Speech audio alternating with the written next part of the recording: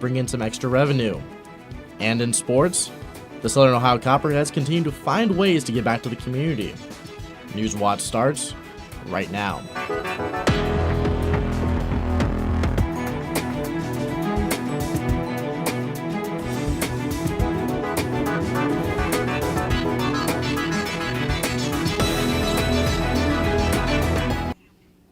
Good evening and welcome to Newswatch, your source for news impacting southeastern Ohio. I'm Nick Veland. A nurse shortage in Ohio has lawmakers looking for new ways to staff hospitals around the state. Senate Bill 135 would allow community colleges and technical schools around the state to offer 4-year nursing degrees. Will Price has more. Ohio's universities and community colleges have been at odds over Senate Bill 135. Public and private universities have raised concerns over allowing community colleges to offer duplicative degree programs. University of Findlay President Catherine Fell says this could harm higher education institutions around the state. We would be spending a great number of taxpayer dollars to offer bachelor degrees that may duplicate what is already offered, and every program would be weakened. Miami University Provost and Associate Dean Catherine Bishop Clark says she thinks these resources are best used towards bachelor's programs that already exist. The argument isn't that we don't need nurses. We need nurses. The idea is perhaps a better way, and I would suggest that the better way is to expand the existing nursing programs. Here at Washington State Community College, President Vicki Wood said their program is ready to go. She said she thinks these programs are necessary for community colleges throughout the state to address the nursing shortage. We have hospitals spending millions of dollars trying to meet this workforce needs. So as a state, we have to do something different. The Chancellor for Ohio's Department of Higher Education is the one who would approve these programs. Chancellor Randy Gardner says the most important thing for him to address is any regional workforce shortage. The question isn't who's offering the degrees today. It's, is there a significant workforce need that can only be met by expanding the number of providers? Reporting for Newswatch, I'm Will Price.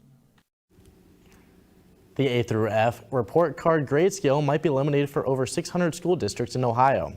If Governor Mike DeWine signs House Bill 82 into law, students will be assessed using a 5-star rating system. The new model would rate achievement, progress, gap closing, early literacy, and graduation rate. This would be the second overhaul to grading process in under a decade after former Governor John Kasich switched to the letter scale in 2012.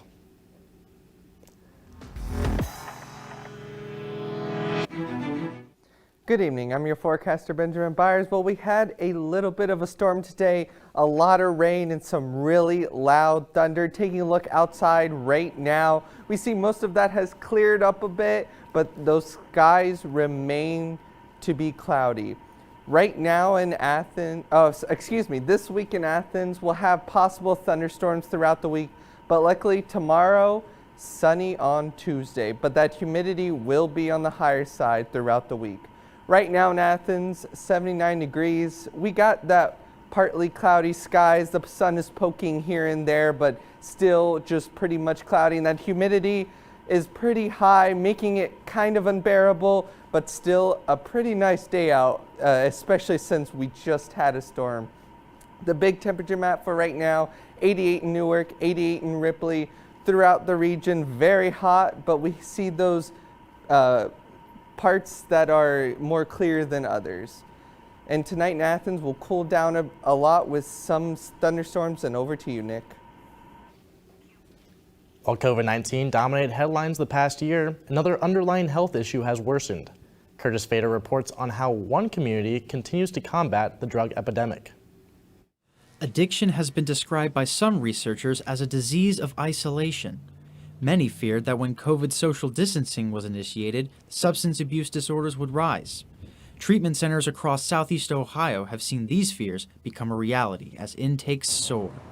Pinnacle Treatment Centers works in Athens and Logan to help those suffering with addiction. What we do is we treat the disease and try to help the person, wherever they're at in their addiction cycle, manage their disease without the symptom and negative impacts of their disease. The possible road to recovery for those who suffer from drug addiction is not only hard to accomplish, but hard to access for those seeking treatment. Addiction to narcotics is one of the hardest to overcome, and Byers says there's a 27% success rate for those who maintain active recovery. People leave and then they're back out in the street, and this disease is one that the untreated outcome is jail or death.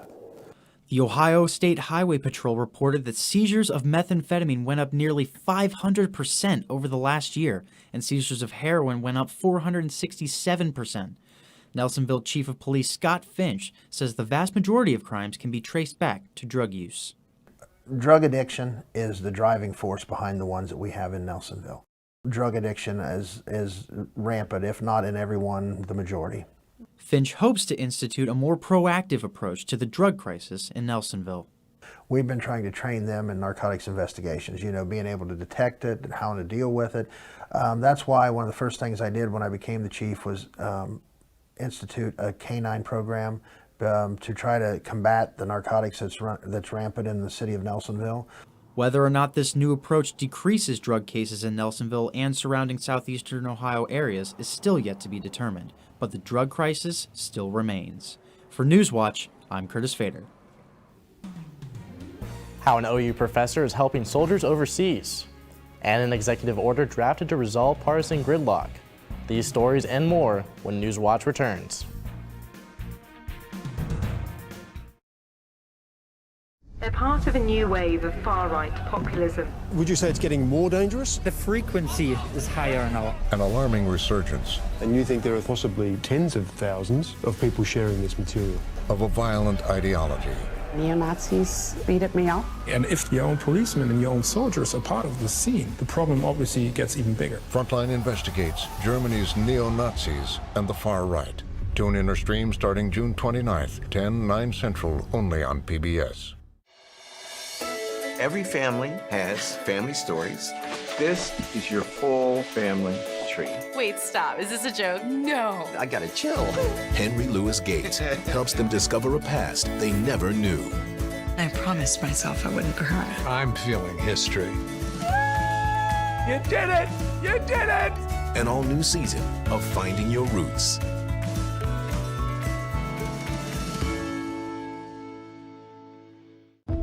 Agent Orange was a weapon of mass destruction. And nobody realized it's still going on. It was tantamount to a cover-up. Documents disappearing. The federal government knew that it posed a risk to individuals. Tumors, miscarriages. They sprayed people! They're going to keep these chemicals on the market no matter what. The People versus Agent Orange, Monday, June 28th at 10 on Independent Lens. Horses change the very nature of human life. Who first rode horses?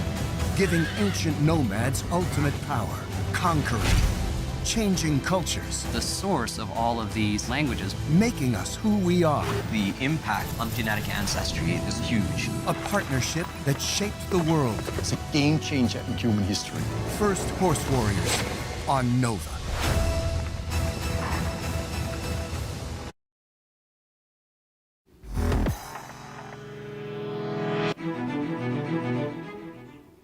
An Ohio University professor is taking on overseas initiatives with the National Guard.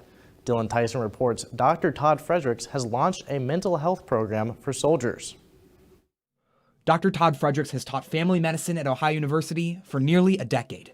For even longer, he's dedicated himself to serving the Athens community. I worked in ERs most of my life, urgent cares, and now I work for Ohio Mental Health and Addiction Services as a psychiatric hospital hospitalist. But his latest ventures reach far beyond the county border. As a senior medical officer for the West Virginia National Guard, Fredericks is on his 4th rotation in Kuwait.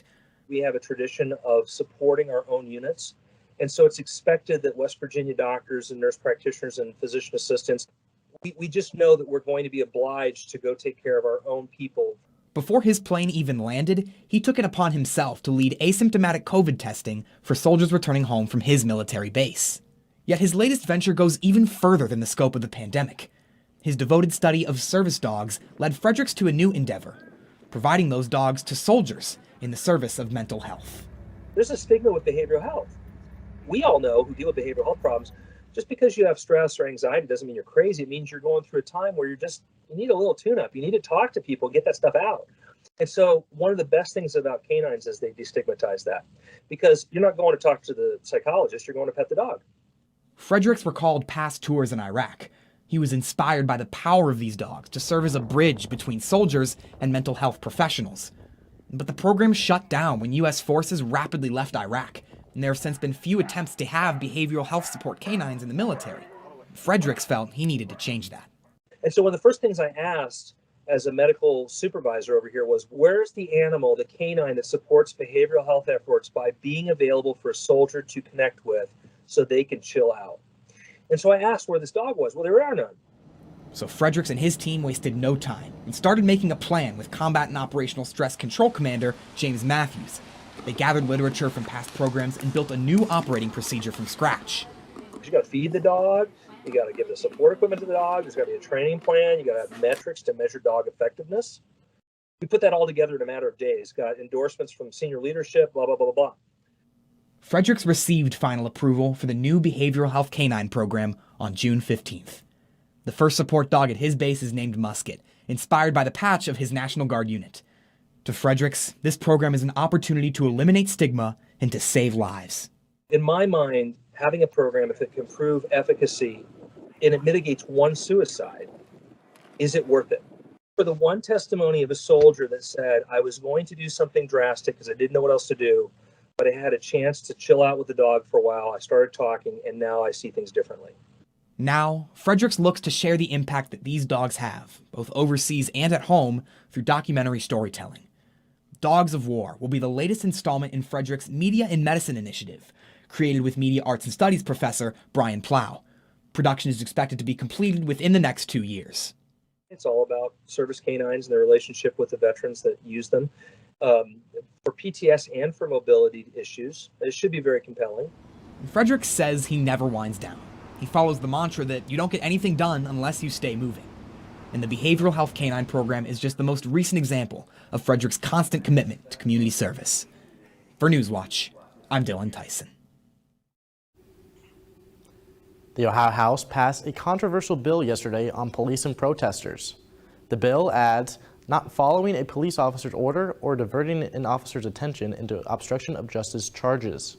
Representative Shane Wilkin says the bill does not infringe on protesters' First Amendment rights or restrict bystanders from recording video or audio of an officer on the job. But he says it requires them to give the officer space and to not do things to distract them. The bill passed on a party line vote on the day Chauvin was sentenced to 22.5 years for George Floyd's murder. Governor Mike DeWine signed an executive order today allowing states' colleges athletes to profit from their name, image, and likeness. Lawmakers originally planned to create this policy through bipartisan legislation, but party conflict made it impossible for a bill to reach the governor's desk. House Republicans tried to add an amendment banning transgender youth from participating in girls' high school and college sports, and then Senate then attached an unpopular sports gambling amendment to their version of the bill. Ohio State University endorsed the executive order so their athletes can enter contracts and bring in extra revenue. DeWine's executive order takes place immediately. 7 other states have similar legislation that begin July 1st, in time for college athletes to reap the benefits this fall. A local family pitches in to help hospitals during a blood shortage. That story is still ahead. And how hot will it get this week? Find out next to my full weather forecast. But first, here's a look at stocks of local interest.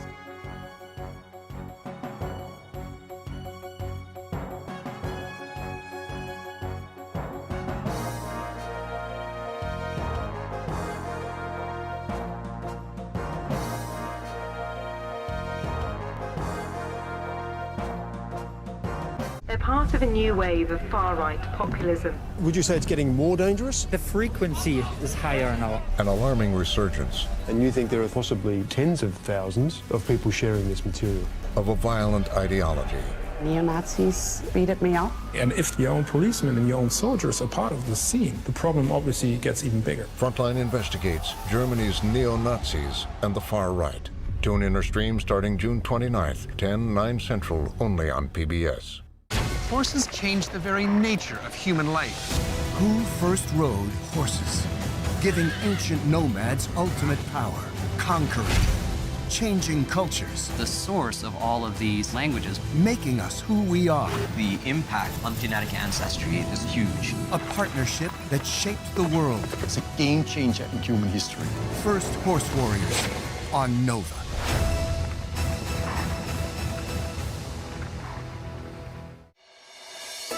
Every family has family stories. This is your full family tree. Wait, stop. Is this a joke? No. I gotta chill. Henry Louis Gates helps them discover a past they never knew. I promised myself I wouldn't cry. I'm feeling history. You did it! You did it! An all-new season of Finding Your Roots.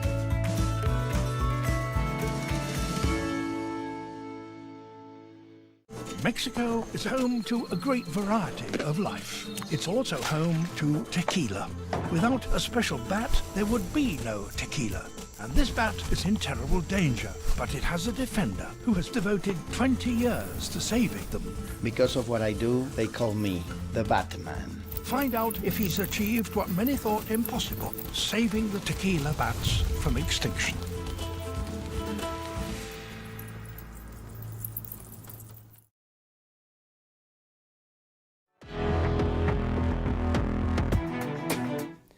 Good evening, I'm your forecaster Benjamin Byers. Well, we had a little bit of a storm today, a lot of rain and some of that loud thunder, but it did not stay with us for long, as right now in Athens, we got those high temperatures, 79 degrees. That sun is poking through here and there, but at least we don't have that rain right now, and that humidity high enough as a result of that rain that it's a little more unbearable than it normally is outside, but at least it's not higher. But those winds, at least we didn't have too strong of winds that would cause too much debris or trees to fall down as the storm progressed. With the big temperature map for right now, 88 in Newark, 88 in Columbus, 88 in Ripley, and 83 in Ironton.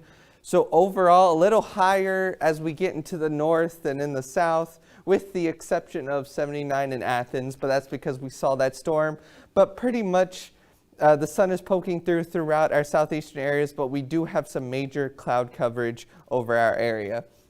Tonight in Athens, we'll cool down a bunch. We could possibly see some thunderstorms like we saw today, but that chance of precipitation is low enough that it's possible and still those winds, you might want to make sure nothing too loose is outside before you head to bed, just in case those winds get strong enough to blow anything around, especially if you have trash day out. You might want to make sure that trash is better placed outside.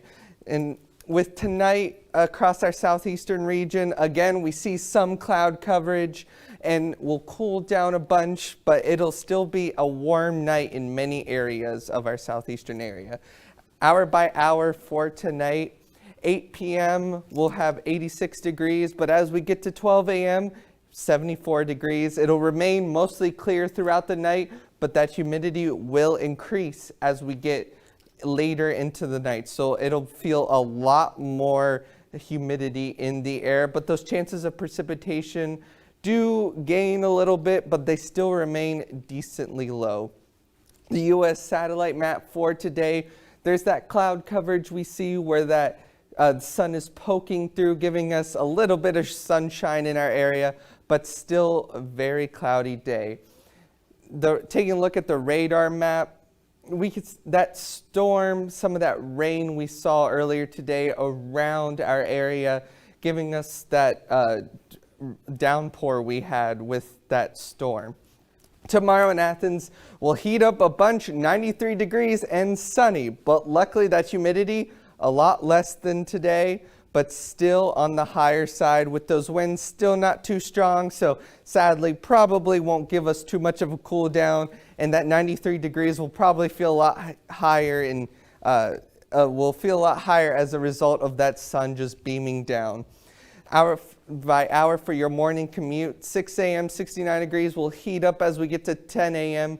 and that humidity, although will also decrease as we go throughout the morning. So luckily, you won't have to worry about it being too unbearable tomorrow during your morning commute. Taking a look at the 7-day forecast for the week ahead. Tuesday, we have a sunny day, but then those chances of thunderstorms come rolling back. Wednesday and Thursday, and Friday we can expect some rain. And over to you, Nick.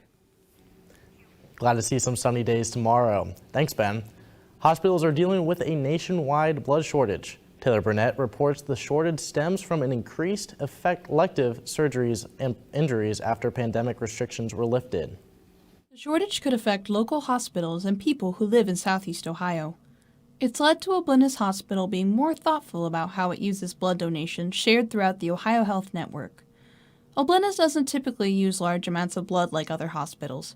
It is designed to ship its most severe cases to other hospitals after stabilizing patients. Dr. Lucy Bucher is the Senior Director of Medical Affairs at Oblenis. Everyone's working really hard to make sure that we're doing everything we can to help protect the blood supply that we have and making sure that there's not any extraneous usage of blood.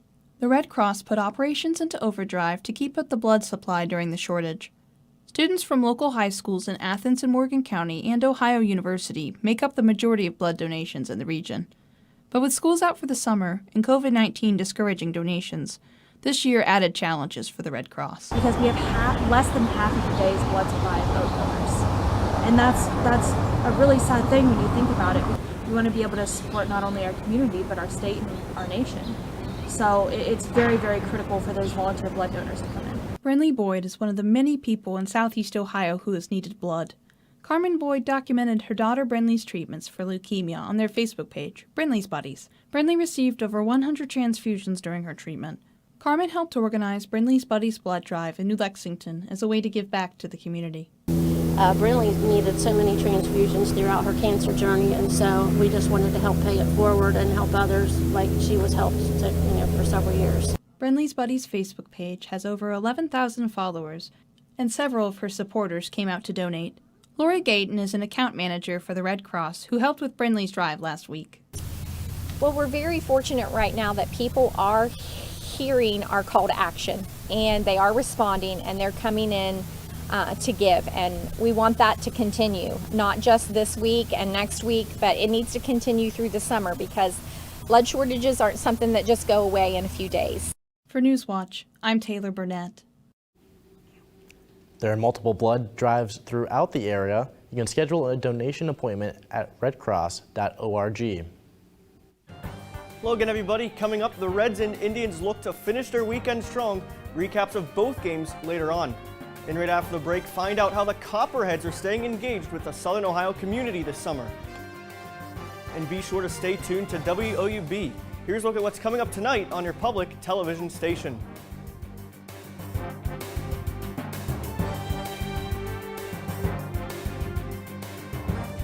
They're part of a new wave of far-right populism. Would you say it's getting more dangerous? The frequency is higher now. An alarming resurgence And you think there are possibly tens of thousands of people sharing this material? of a violent ideology.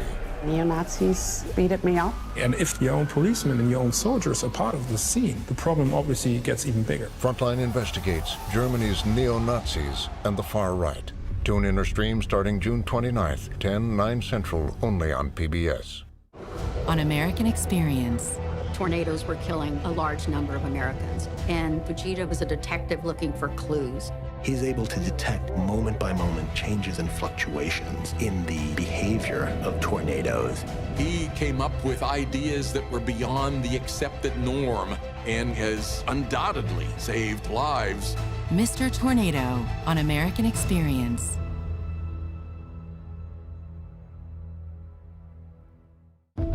Agent Orange was a weapon of mass destruction. And nobody realized it's still going on. It was tantamount to a cover-up. Documents disappearing. The federal government knew that it posed a risk to individuals. Tumors, miscarriages. They sprayed people! They're going to keep these chemicals on the market no matter what. The People versus Agent Orange, Monday, June 28th at 10 on Independent Lens. On Wonders of Mexico, the Yucatan Peninsula, a great forest shrouding the ruins of a lost Mayan empire. Home to a way of life that hasn't changed in centuries and filled with extraordinary creatures. It's a place nourished by a vast underwater labyrinth that's still being uncovered today. The Forests of the Maya, on Wonders of Mexico.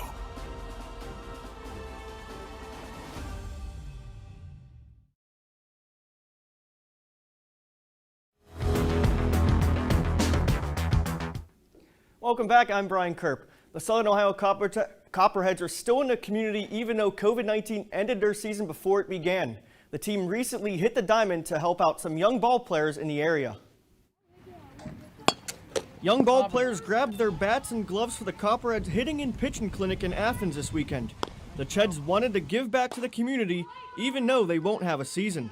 We knew we couldn't have our traditional season, or we weren't having our traditional season, so what could we do to give back to the youth? And we had a number of students here who were excited to give back to the community too, and so we partnered up and came up with 4 different clinics that we were able to get over 350 kids registered for. The fundamental clinics are free of charge through a partnership with Ohio Health. We reached out to Ohio Health to see if we could get something put together, make it free for the kids, just give them something fun to do, a couple hours in the afternoon. Ohio Health put the money up for us to do it, bought all the t-shirts, the food, all that kind of stuff. The team works with kids of all skill levels. Marley and Brantley Christman never played organized softball or baseball before, but now they hope to step up to the plate soon. So what was your favorite part of the clinic? Probably getting to bat. What was yours? Getting to bat. A great afternoon for the kids, and another way for the Copperheads to engage with the community. I've got really good positive feedback from the parents. A couple of them have already let me know, my kids had a great time, so that's really what we wanted. The Copperheads are scheduled to hold one more clinic on July 10th in Nelsonville. They hope to continue having clinics around the area next summer. Now on to the big leagues. The Reds were looking for a series win yesterday against the Braves. We pick things up in the 5th. Reds already down 2, and Ronald Acuna Jr. unloads on one. Acuna's 21st homer of the year puts Atlanta up 3. The Reds couldn't get any offense going against the Atlanta pitching staff, and Austin Riley adds one more in the 6th with an opposite field blast. Braves win 4-0. Reds have a makeup game tonight against the Phillies. And it was also a forgettable day for the Tribe in Minnesota. Bottom 2 already down 1, and Andrelton Simmons increases that deficit from 1 to 3. Tribe still down 3 in the 4th, and Nelson Cruz doubles that lead for the Twins with an upper deck shot. Twins take this one 8-2. The Indians also lost Josh Naylor after a gruesome leg injury. They open up a home series with Detroit tonight. I'm Brian Kerp, and that's it for sports. Back over to you, Nick. She's a maestro on this event, but 6 spots on the U.S. Olympic gymnastics team were officially filled last night. Simone Biles and Sunisa Lee received the top 2 scores, automatically securing their spots on the Tokyo-bound team. The judges then selected 4 other competitors to join them. The country's best gymnastics hope to clinch their 3rd straight team gold medal when they compete on the world stage next month.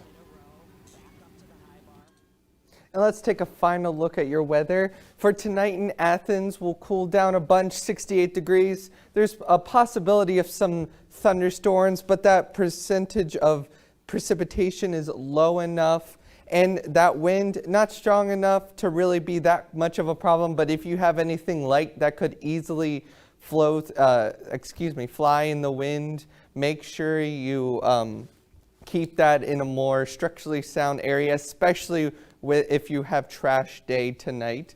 The big temperature map for tonight, 67 in Cambridge, 70 Ironton. So overall, we'll cool down throughout our southeastern area. And with tomorrow, 93 degrees, we'll have that sunny, but that humidity will also rise tomorrow. Tomorrow, taking a look at the 7-day forecast, and over to you, Nick. And that does it for our broadcast this evening. Thanks for watching. I'm Nick Veland. Stay tuned for the PBS NewsHour coming up next. And remember, you can find the latest news anytime at woub.org. Have a great night.